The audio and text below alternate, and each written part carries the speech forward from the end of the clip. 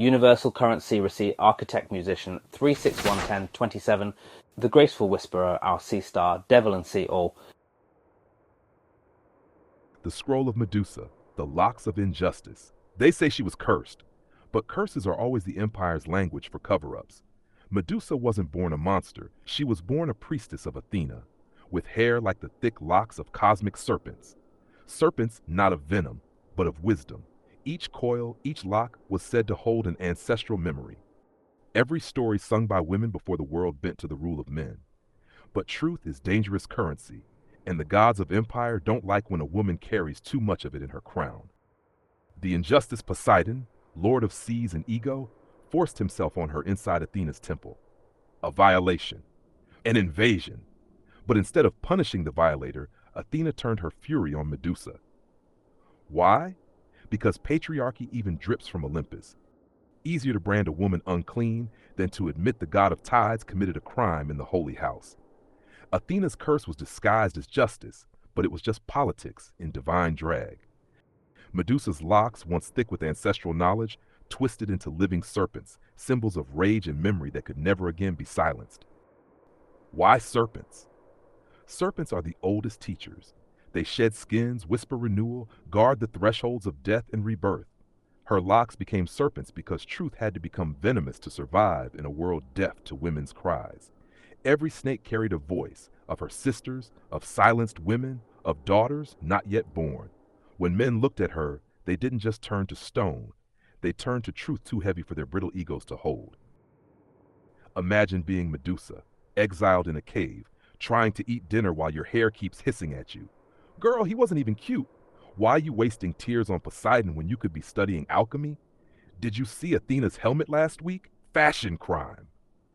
Her serpents were her hype squad and her grief counselors. She didn't need enemies. Her hair kept her entertained. But the world called her monster because she refused to smile pretty after surviving hell. Perseus didn't just come to slay her. He came on orders from kings who feared the knowledge in her locks. That mirrored shield? Not just a weapon. It was symbolic of empire always rewriting women's truth, forcing them to look at themselves through distorted reflections. They call it a hero's triumph. But in hidden histories, Perseus wasn't just slaying a monster, he was silencing an oracle. Medusa wasn't tragedy, she was transformation. Her gaze turned men to stone because she carried the raw stare of unfiltered truth. Truth freezes those not ready for it.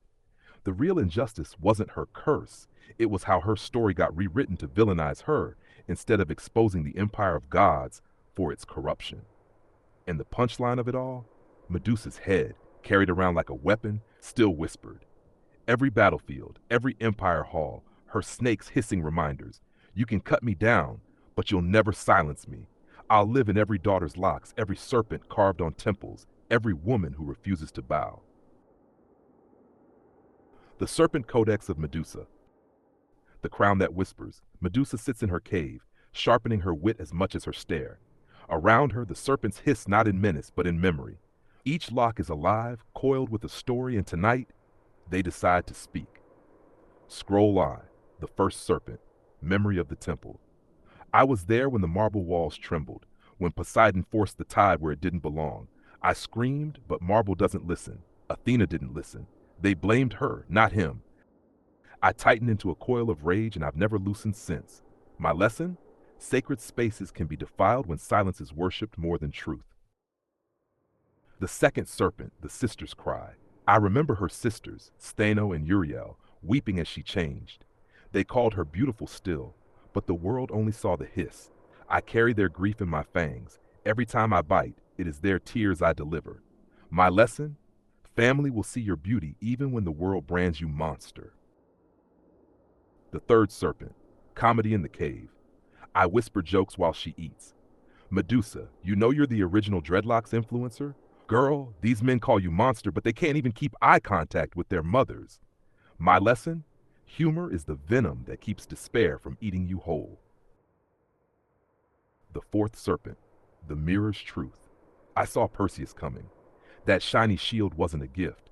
It was propaganda, polished steel meant to reflect her as nightmare instead of oracle.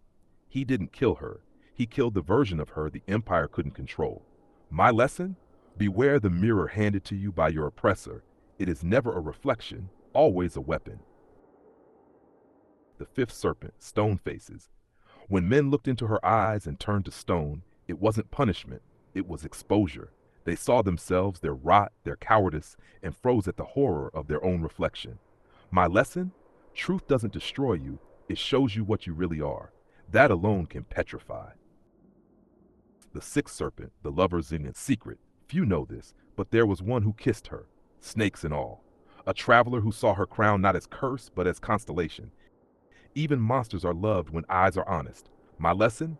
Love is not blind. It sees too much and still stays. The seventh serpent, the head carried. Even after Perseus severed her, I whispered from that sack he carried. In every war, kings lifted her head to strike fear. Fools, they spread her legend wider. They carved her face into shields, coins, temples. My lesson? What they try to weaponize, they end up memorializing. The eighth serpent, the blood's gift.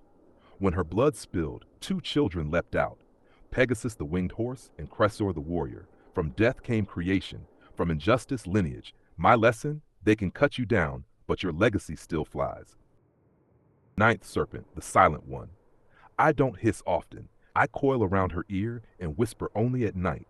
My lesson is the hardest. Some truths are too dangerous to shout. They survive only in whispers, waiting for the one who can hear. The crown of snakes, the crown of stories. Together the serpents tell the collective, Medusa was never simply cursed. She was a library of injustice, comedy, power, and survival. Every lock was an archive. Every hiss, a record. Every strike, a prophecy. Her hair wasn't punishment. It was preservation.